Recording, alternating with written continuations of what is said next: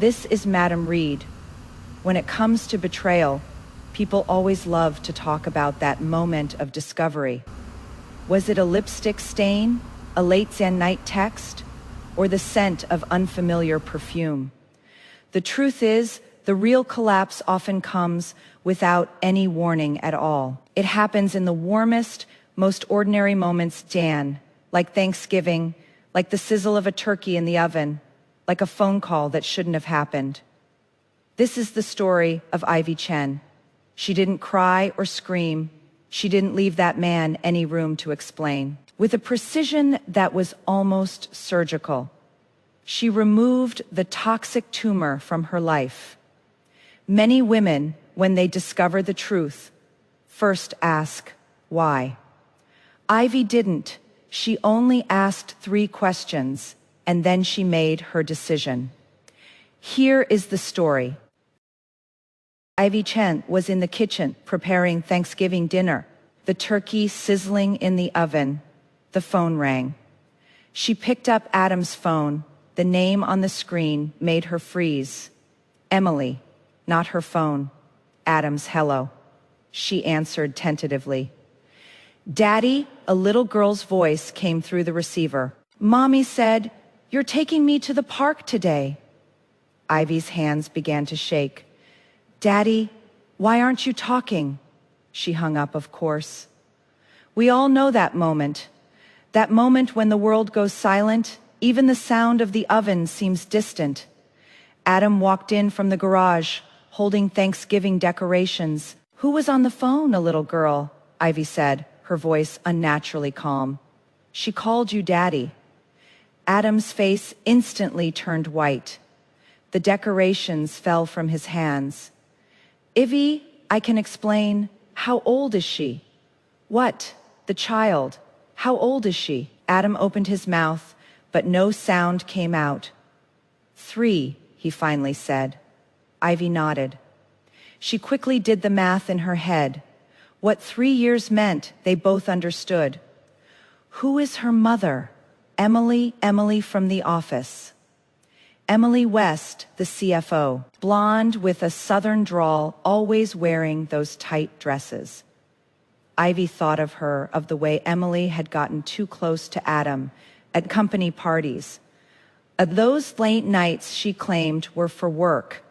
Do you love her? The question made Adam silent for a long time. I love you. That is not what I asked. Yes, his voice was barely a whisper. I think I love her.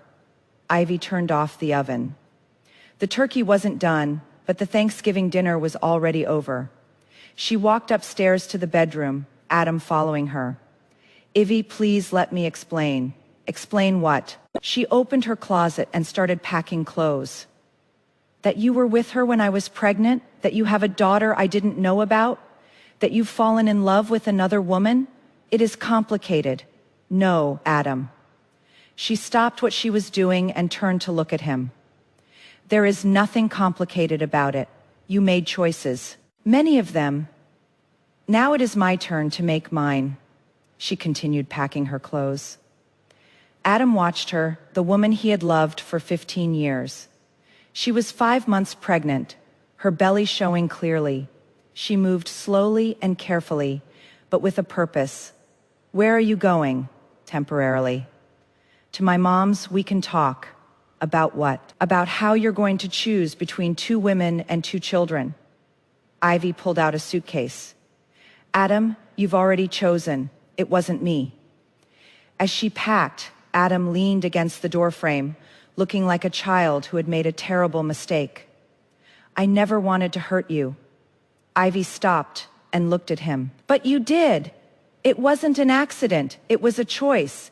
Every date, every lie, every kiss with her, she paused, every time you went to bed with her. Those were all choices.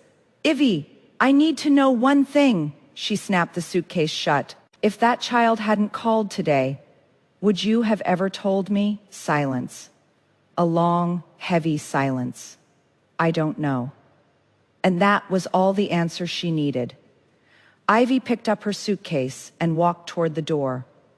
I'll be in touch, she said, but not to talk about us, to talk about the divorce. She went downstairs, grabbed her car keys. Adam followed her. Ivy, we have a child, she turned, placing a hand on her stomach. Yes, we have a child, and you have another child. Her voice was still calm, but with a chilling steadiness. The difference is, my child will know what honesty is, what loyalty is, what self-gen respect is. She opened the door and walked out to the garage. Ivy, she didn't look back. There are so many women who, after discovering the truth, waste time convincing themselves it is not true. Ivy didn't. The moment she heard that child's voice, she knew everything. A 3-year-old doesn't, they only tell the truth. And the truth was, Adam Carter was living a double life. He had a secret family. He had a woman he loved. It only took Ivy 10 minutes to pack and leave, because she knew that when a man has to choose between two women, the one he chooses is never the one who was waiting to be chosen. Her first wise decision to stop waiting. Not one of those high-Dan-powered firms you see on TV. Just a regular, small Dan-town lawyer with papers stacked on her desk and a lipstick stain on her coffee cup. The lawyer's name was Sarah King, in her 40s, divorced twice. So, Sarah said, flipping through the files, you've been married for 15 years, have marital assets. You're 5 months pregnant, and he has a 3-year-old daughter from another relationship. That is right. What do you want? Ivy thought for a moment. I want it to be clean. What do you mean? I don't want alimony. I don't want half the house. I just want what is mine, and then I want to disappear. Sarah put down the file and looked at her. Honey, you know you're entitled to more, right? I know, but I don't want to be tangled up with him. Even though he cheated on you, especially because he cheated on me. Ivy placed a hand on her stomach. I don't want my child to grow up in hate. Just then, Ivy's phone rang. Adam, she answered. Ivy, we need to talk. I'm at the lawyer's office. Anything you have to say, you can say to my lawyer. Please, give me 5 minutes. Ivy looked at Sarah, who shook her head. Adam, you had 5 years to talk about this. That time is over. I ended things with Emily. Ivy was stunned. What? I told her. I choose you. I choose our family. Sarah scribbled a note on a paper and slid it to Ivy. Too late. But Ivy didn't look at the note. She was processing what Adam had just said. What did you tell Emily? I said I couldn't do this anymore. I have a wife. I have a child on the way. What about Jasmine, your 3-year-old daughter? Silence, Adam.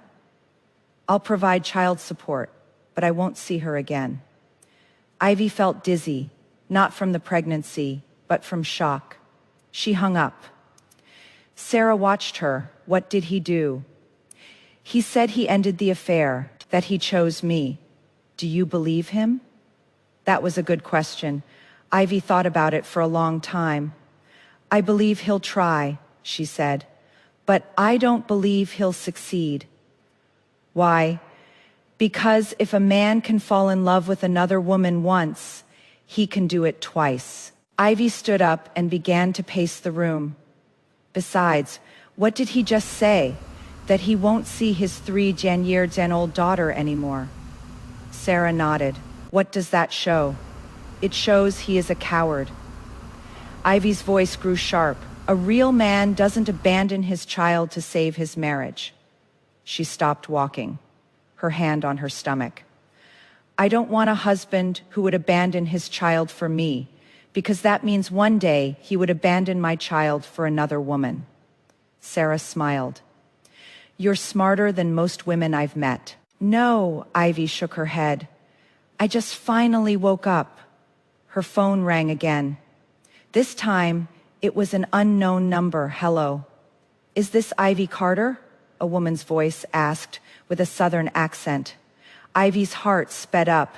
Yes, this is Emily West. I think we need to talk.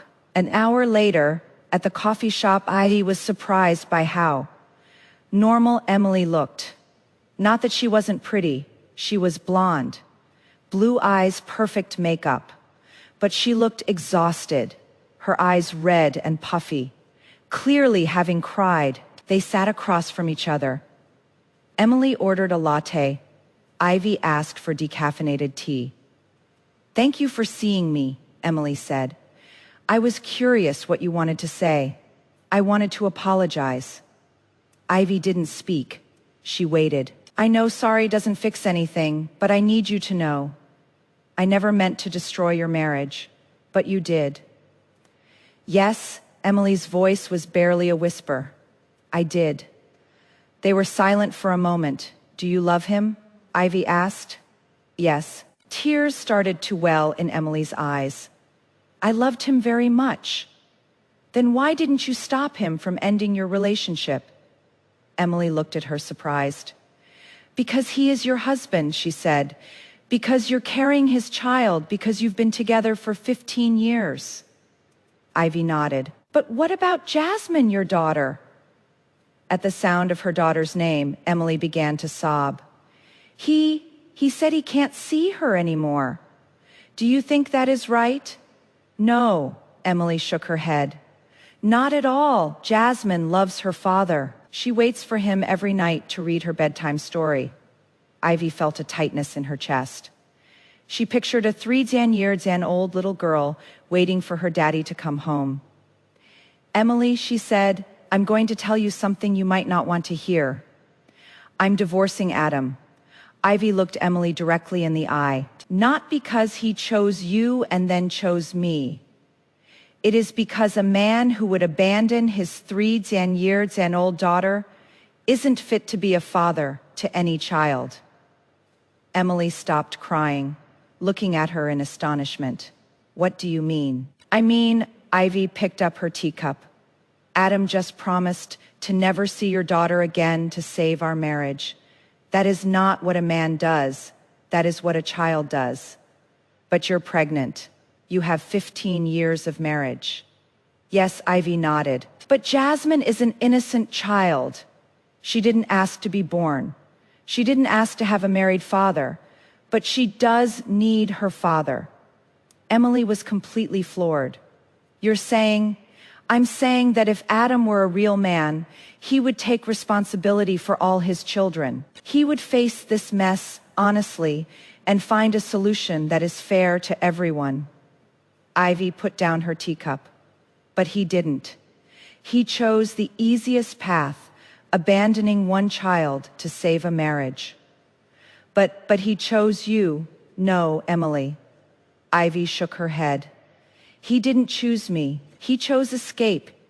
He chose the option that looked easiest. She stood up, picked up her bag. Do you know what a real choice is? It is admitting he loved you, admitting Jasmine is his responsibility, and then honestly telling me what kind of life he wants, letting me make my choice based on the truth. What would you have chosen? Emily asked. The same choice, Ivy said, divorce. But at least Jasmine would have her father. Later that night at Ivy's mother's house, you saw her today. Ivy's mother, Maria, could barely believe it. Yes, Mom? Are you crazy? Ivy sat on the sofa, holding a glass of warm milk. Her mother's living room was always so warm, filled with family photos and plants. Maybe, Ivy said, but I had to see her. Why? Because I needed to know what kind of person she is. I needed to know what kind of woman Adam fell in love with. And what did you find? Ivy thought for a moment. I found that she is not a monster. She is just a woman who fell in love with the wrong man, just like me. Maria sat down beside her daughter. Ivy, dear, you can't save the world. I'm not trying to save the world, Mom. I'm trying to do what is right for my child. What do you mean? Ivy placed a hand on her stomach. My child is going to have a half-gen sister, a 3-year-old little girl who just lost her father, because he wanted to save his marriage. That is not your responsibility. No, Mom. Ivy looked at her mother. But what kind of a beginning is that? That my child's existence comes at the cost of another child losing her father. Maria was silent for a long time. What do you want to do? I want Adam to take responsibility for all of his children. Even if that means he'll continue to see Emily? Mom. Ivy smiled, but it wasn't a happy smile. He has been seeing her for 5 years. The damage is done. Now the question isn't how to stop them from seeing each other, but how to make sure Jasmine doesn't get hurt because of adults' mistakes. Just then, Ivy's phone rang. It was Emily. Ivy. Emily's voice sounded different now, firmer. It is me. I've thought about what you said today. You were right. About what? About Adam. About Jasmine. Emily took a deep breath. I told him that if he really wants to save something, he needs to be a real man. Take responsibility for everyone. What did he say? He said he needs time to think. Ivy almost laughed. Of course he always needs time to think. Ivy, I also wanted to tell you something. What, if you change your mind? If you decide to give him another chance, I'll leave. I'll take Jasmine and move away. Ivy was quiet, not because of the offer, but because Emily didn't understand. Emily, it is not about you. It is about him. I don't understand. A man who truly loves you doesn't make you a secret. A man who truly loves me doesn't lie to me for 5 years. Ivy stood up and walked to the window. The issue isn't who is better. The issue is that he is not good enough for either of us. There was a long silence on the other end of the phone. Then Emily said, "You're much stronger than I imagined." "No," Ivy said. "I've just finally learned to love myself." 3 weeks later, at the family courthouse, Ivy hadn't realized divorce would be so complicated, and she certainly hadn't expected Emily to show up in court. Adam's lawyer, Zan, a middle Zan-aged man in an expensive suit, Zan, was fighting for maximum visitation and minimum financial responsibility. My client is willing to cover the child's medical and educational expenses, but Mrs. Chen has a stable income and can easily raise the child on her own. Sarah stood up. Your Honor, the defendant has been maintaining a double life for 5 years during the affair, which included financial support for another child. This clearly impacts the division of marital assets. Objection, Adam's lawyer said. My client's support for his illegitimate daughter was voluntary and has now ceased. Just then, a voice came from the back of the courtroom. Your Honor, may I say something? Everyone turned. Emily stood up. The judge frowned. Are you a witness for either side? I'm Jasmine West's mother, Emily said. Adam Carter is Jasmine's father. I'm here to file for mandatory child support for my daughter. A stir went through the courtroom. Adam's face went deathly pale. Ivy looked at Emily in astonishment. This wasn't part of the plan they had discussed. The judge banged his gavel. Ma'am, you need to file a separate lawsuit. This is the Carter divorce case. Yes, Your Honor, Emily said, pulling a file from her purse. I have filed. I'm requesting that both cases be heard together, as they involve the same father's responsibility to 2 children. Sarah whispered to Ivy. That was clever. Adam's lawyer requested a recess to confer with his client. During the recess, Ivy walked over to Emily. Why did you do that? Emily looked at her with a new kind of determination in her eyes. Because you were right. Jasmine needs her father, legally speaking, and I need to stop depending on a man who won't give us an official status. This is going to make things more complicated. Not for you. Emily shook her head. For me, but my daughter deserves it. Just then, Adam approached. He looked like he hadn't slept in weeks. Emily, what are you doing? I'm fighting for our daughter to get what she deserves. We already talked about this. I said I would support you privately. Private support can stop at any time. Emily's voice was cold. Legal obligations can't. Adam turned to Ivy. Was your idea?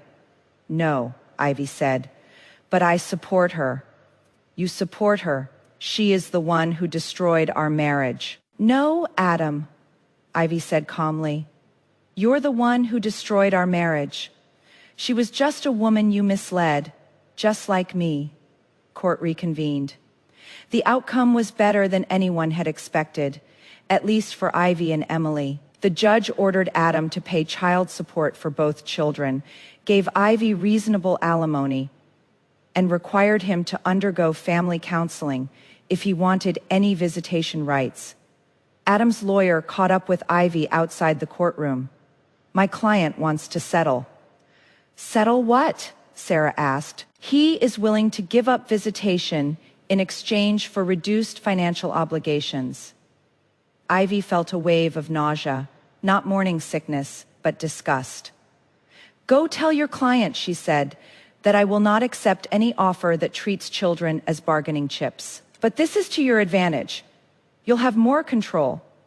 I don't want to control anyone. Ivy cut him off. I want a father who takes responsibility for being a father. If he doesn't want to be a father, then let the judge decide how much he has to pay for his absence. The lawyer walked away. Emily came over. Thank you. For what?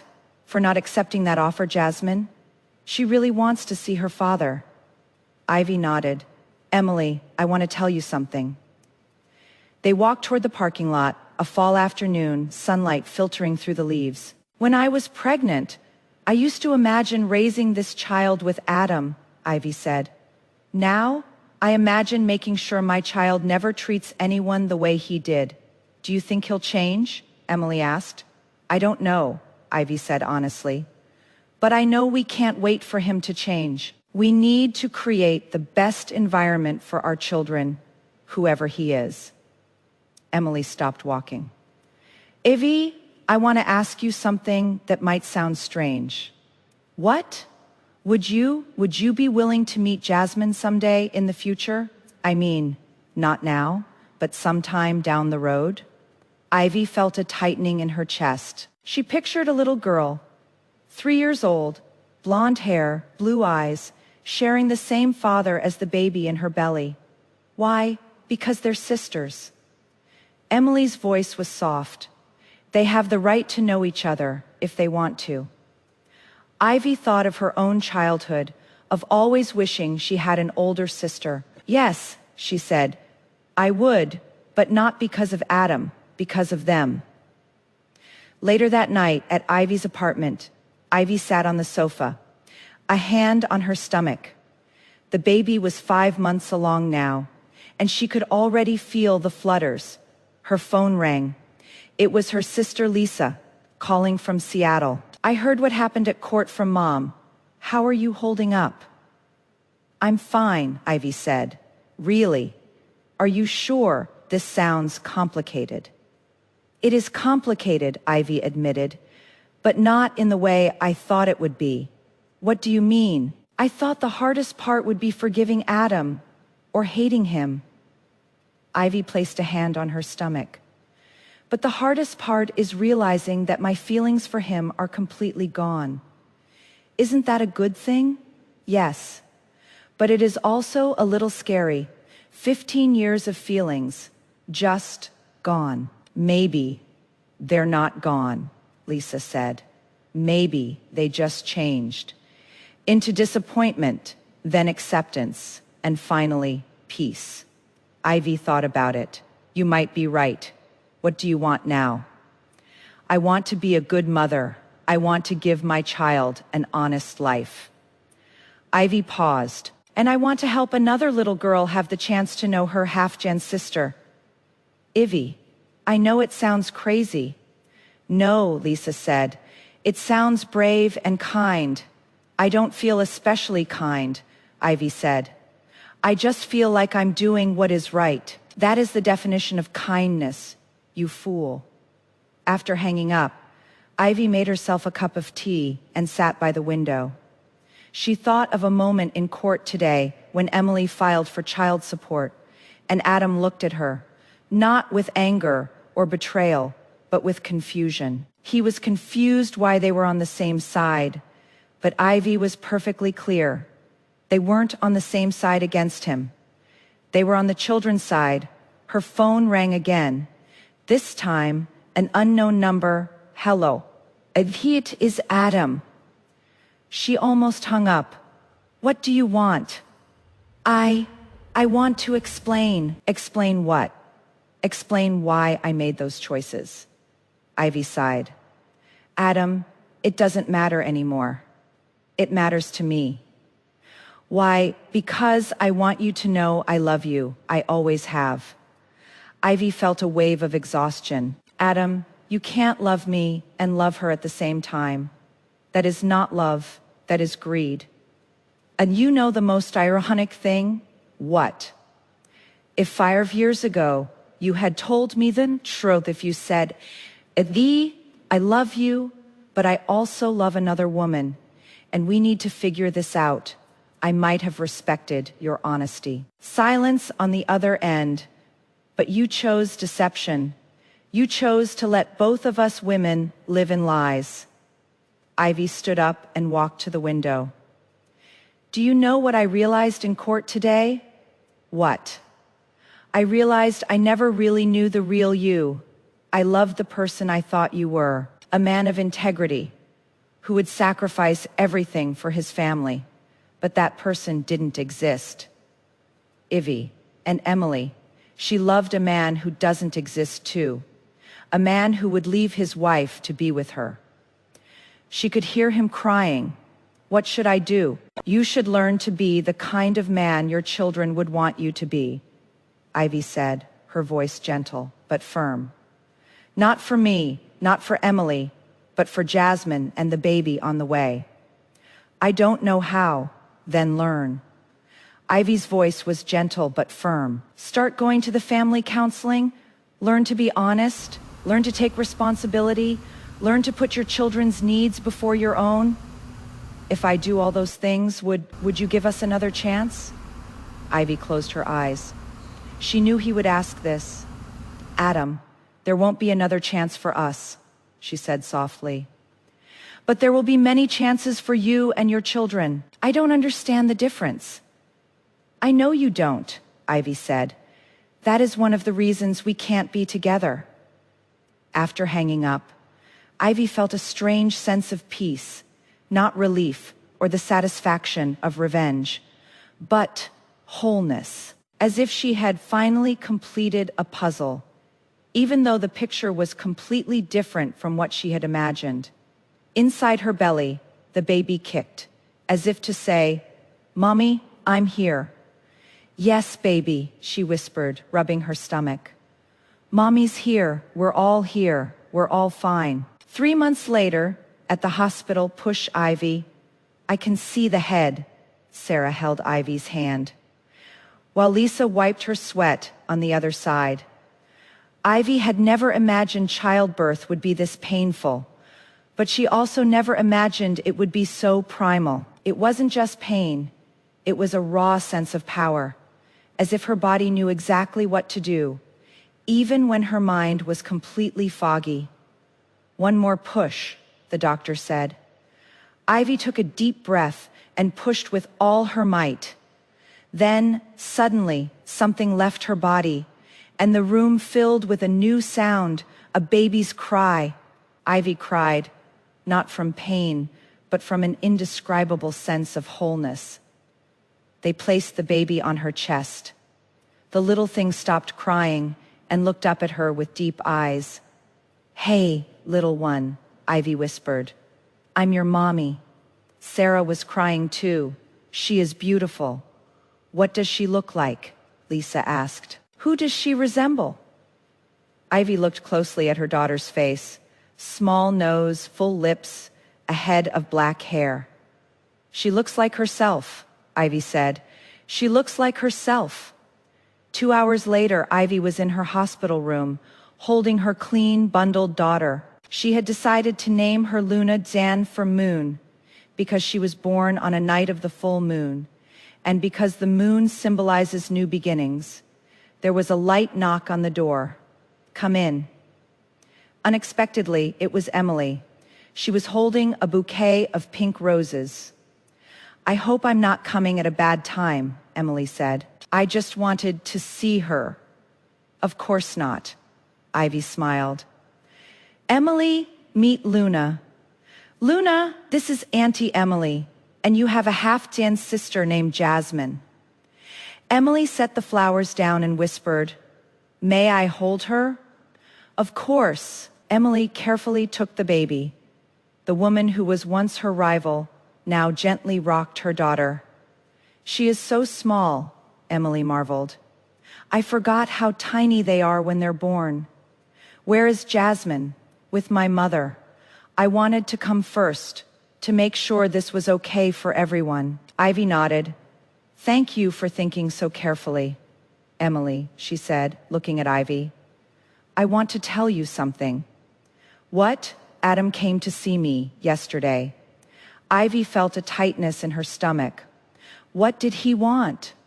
"He wanted me to drop the child support petition. He said if I did, he would give me more money privately." "What did you tell him?" "I told him no." Emily gently stroked Luna's cheek. "I told him I've learned to stop accepting secret arrangements." Ivy felt a surge of pride for Emily and for both of them. "Anything else?"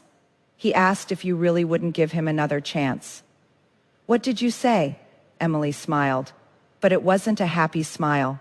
"I told him I wasn't your spokesperson, but if I were him, I'd focus on learning to be the kind of father two little girls deserve."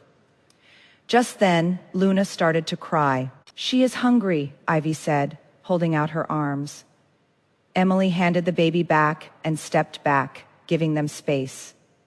"Emily," she said, "I want you to know something, even if it sounds strange." "What?" "I'm grateful to you." "Grateful for what?" "For teaching me about dignity, about demanding to be valued instead of settling for secrets." Ivy looked at this woman's and the one she had once thought had ruined her life. Now she realized they were both victims of Adam's choices. "Emily, I want you to know that no matter what happens in the future, the doors between Jasmine and Luna will always be open to each other. Not because of Adam, but because they're sisters." Tears filled Emily's eyes. "Thank you. That means a lot to Jasmine. To me, too." An hour later, after Emily left, Ivy sat alone in her hospital room feeding Luna. It had started to snow outside, the first snow of November. She thought about this time last year. Back then, she had thought she had a perfect marriage, was still trying to get pregnant. If anyone had told her that a year later she would be divorced, raising a child alone, and somehow friends with her husband's former mistress, she would have thought they were crazy. But now, looking at her daughter's face, she felt this outcome was more real, more meaningful than the perfect life she had once dreamed of. Her phone rang, an unknown number. She hesitated, then answered. "Hello? Ivy, it is me. Adam. Adam, I just gave birth. This isn't a good time to talk." "I know. I wanted to know how the baby is." Ivy looked at Luna. Her daughter was awake, gazing curiously at the world. "She is perfect," Ivy said. "Her name is Luna." "Luna," Adam repeated. "A beautiful name." "Adam," Ivy said, her voice gentle but firm. "You have two choices right now." "What choices?" "You can continue trying to control things, trying to pull us back into the past." She paused. "Or you can start learning to be the father that Luna and Jasmine need." There was a long silence on the other end. "If I choose the second one," he finally said, "will you help me?" Ivy closed her eyes. This was a question she hadn't anticipated. "Adam, I'll make sure you have the opportunity to get to know Luna, if you prove you can be a stable, positive presence in her life. but I won't help you become a better person. That is work you have to do yourself. I understand. Adam's voice sounded small. Can I see her? Not today, Ivy said. Not this week. Go to your counseling sessions first. Prove to Jasmine that you can be a steady presence. Then we can talk about Luna. Is that fair? Ivy almost smiled. Adam, was anything you did to me over the past 5 years fair? Was it fair to Emily? Was it fair to Jasmine? Silence. Fair isn't the point, Ivy continued. The point is what is best for the children. If you've truly changed, if you truly want to be a good father, you'll understand that. I'll try. Don't try, Ivy said. Do it. After hanging up, Ivy felt tired but peaceful. Luna was asleep, her little chest rising and falling with each breath. There was a knock on the door. Come in. Sarah poked her head in. Visiting hours are almost over, but someone insisted on seeing you. Ivy frowned. Who? Sarah stepped aside, and an unexpected person walked in. It was Ivy's mother in her 70s. Living in Florida, Ivy hadn't told her about the divorce. Mom, Ivy said in shock. Don't look so surprised, her mother said, walking over to sit on the bed. Sarah called me. Ivy looked at Sarah, who just shrugged and quietly slipped out of the room. Let me see my granddaughter, her mother said. Ivy carefully handed Luna to her. Her mother held the baby expertly. A tender expression on Ivy's face that she hadn't seen in a long time. She is beautiful, her mother said. Just like you were when you were little. Mom, about Adam. Sarah told me everything, her mother interrupted. All of it. Ivy waited for the judgment, for the, I told you so, or you should have tried harder for your child's sake. But her mother just said, you did well, Ivy. Tears welled in Ivy's eyes. Really, of course. Her mother squeezed her hand with her free one. You know, your father. Ivy froze. Her mother never spoke about her father. He had died when Ivy was 5 years old. Your father had an affair too, her mother said calmly. What? Yes, when you were 3, I found out. And we separated for 6 months. Ivy couldn't believe what she was hearing. But you got back together. We did, her mother said, but not for the right reasons. I went back because I was afraid of raising you alone, of what people would say. And he went back because he was afraid of losing face. She looked at Ivy. Those 6 months were the most honest we ever were. After that, we were just pretending until he died. Mom, I'm so sorry. Don't be sorry, learn, her mother said. You're braver than I was. You chose truth over illusion. You chose to be an honest mother for your daughter instead of a pretend and happy one. Ivy cried harder. Cry, her mother said. It is purifying. Tomorrow, you'll be stronger. 6 months later, at Ivy's new apartment. Come on, Luna, come to mommy. 6 months, old Luna was crawling on the living room rug, giggling. Sunlight streamed through the large windows, illuminating the small but cozy space. It wasn't the luxurious home Ivy had once shared with Adam, but it was hers. Every piece of furniture, every picture, every detail was chosen by her, without having to consider how Adam would feel. The doorbell rang. Coming! Ivy picked up Luna and walked to the door. It was Emily and Jasmine, Auntie Ivy. Jasmine ran in. Where is Luna? Right here, Ivy said, setting Luna on the floor. The 2 girls immediately started to interact.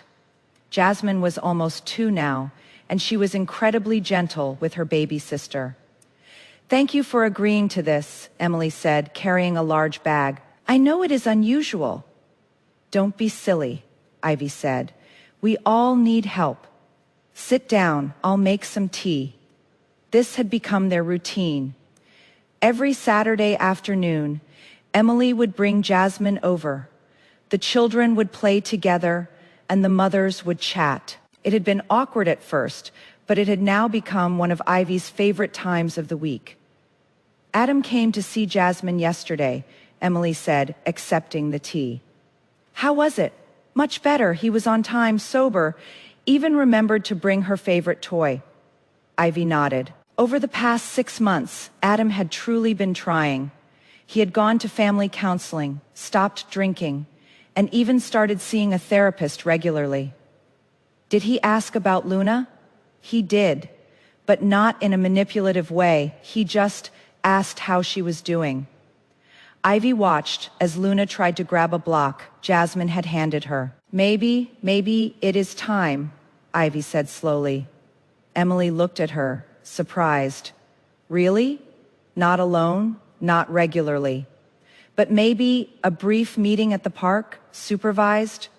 Do you want me to be there? Emily asked. Ivy considered it. 6 months ago, the idea would have driven her crazy. But now, actually, I think that might help, Ivy said. For the children, it is good to see us all getting along. Emily reached out and squeezed Ivy's hand. You know, Ivy, I think we're doing something extraordinary. What?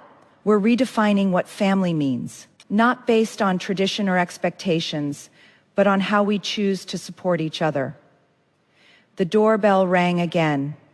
That should be Sarah, Ivy said, going to the door. It was Sarah, but she wasn't alone. Beside her stood a tall man, dark hair, with a warm smile. Ivy, this is Marcus, Sarah said, blushing slightly. Marcus, this is my best friend, Ivy. Nice to meet you, Marcus said, his handshake polite. Sarah has told me a lot about you. All good things, I hope, Ivy said, giving Sarah a meaningful look. They all came into the living room. Marcus was immediately drawn to the children, crouching down to play with them. He is good with kids, Emily observed. He is a pediatrician, Sarah explained. We met at a hospital fundraiser. Ivy looked at the expression on her best friend's face, and that tentative happiness, as if afraid to hold on too tightly for fear it might break. Does he know? Ivy whispered. About not being able to have children? Sarah nodded. I told him on our 3rd date. I didn't want to waste time hiding important things anymore. What did he say? Tears welled in Sarah's eyes. He said there are many ways that life creates family. 3 hours later, the apartment was quiet now. Emily had taken Jasmine home. Sarah and Marcus had gone to a movie. Luna was sleeping in her crib. Ivy sat on the balcony, sipping a glass of wine, watching the city lights. Her phone buzzed with a text message from a number saved as Adam. Ivy, thank you for considering letting me see Luna. I know I don't deserve it, but I want to become someone who does. No matter how long it takes, Janae, she didn't reply immediately. Instead, she remembered what her mother had said 6 months ago about choosing truth over illusion. She typed. Next Saturday, RPM, Central Park Playground. Senshifenjong Youths. Emily and Jasmine will be there too. This isn't for you or for me. It is so that Luna will someday have a chance to know her father. She sent it. Almost immediately, a reply came. I'll be there, thank you. Ivy put down her phone and took a deep breath. This wasn't forgiveness. This wasn't reconciliation. This was acknowledging the complexity of life, that even the person who caused damage could change, and that even if not for themselves, they should be given a chance to give a child the opportunity to know the full story of their origins.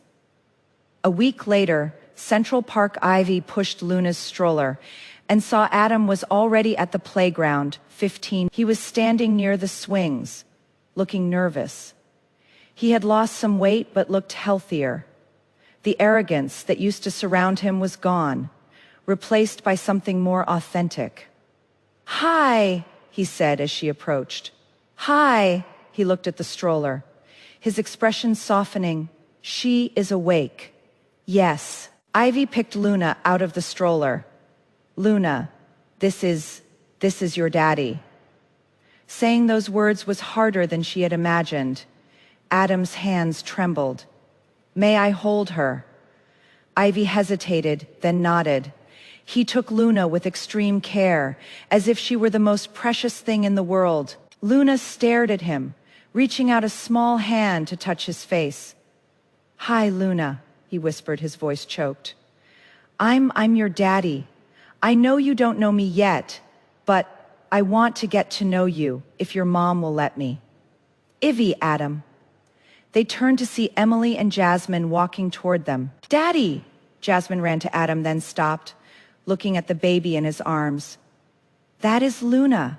Yes, sweetie, Adam said, carefully crouching so Jasmine could see better. That is your sister. She is so tiny, Jasmine exclaimed. You were that small when you were born, Adam said, watching Adam with his two daughters. Ivy felt a strange sense of peace. This wasn't the life she had planned, but then again, maybe that was the point. Life rarely goes according to plan. Daddy, can we push Luna on the swing? Jasmine asked. We have to ask Auntie Ivy, Adam said, looking at Ivy. Ivy looked into his eyes. There was no manipulation, no hidden agenda, just a father who wanted to spend time with his daughters. The baby swing is safe, she said, but be gentle. For the next half hour, she watched Adam push Luna on the swing, Jasmine laughing alongside her. Emily stood beside her. This is surreal, Emily said. Very surreal, Ivy agreed. But maybe this is what moving forward looks like, Emily continued. Not pretending the past didn't happen, but choosing not to let it define the future. You know, Ivy said, I used to think that happiness meant having a perfect marriage, a perfect family, a perfect life. And now, Ivy smiled. Now I know that happiness means authenticity, even when it is messy and complicated and nothing like what you planned. Her phone buzzed with a text from Sarah. Date with Marcus went great. He wants to see me again next week. Also, Lisa just texted she got the promotion. We should celebrate tonight, girls' night. Ivy typed back, absolutely. I'll bring the wine. Good news, Emily asked. The best news, Ivy said. The news that life keeps moving forward. Another Thanksgiving, the apartment smelled of roasting turkey.